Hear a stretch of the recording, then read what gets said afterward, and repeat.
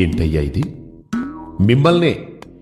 ఆ విష్ణుమూర్తికి 10 అవతారాలే, కానీ నాకెన్ని పెట్టారు? నాతో క్రికెట్ ఆడించారు, గ్లోబుల మీద ఎక్కించారు, మోటార్ సైకిల్ తొక్కించారు, నా ట్రేడ్ మార్క్ అయిన బుజ్జి బొజ్జరు తీసి 6 ప్యాక్స్ పెట్టారు, టోపీలు పెట్టారు, తలపాగ జుట్టారు, సినిమా హీరోలా తయారు చేశారు.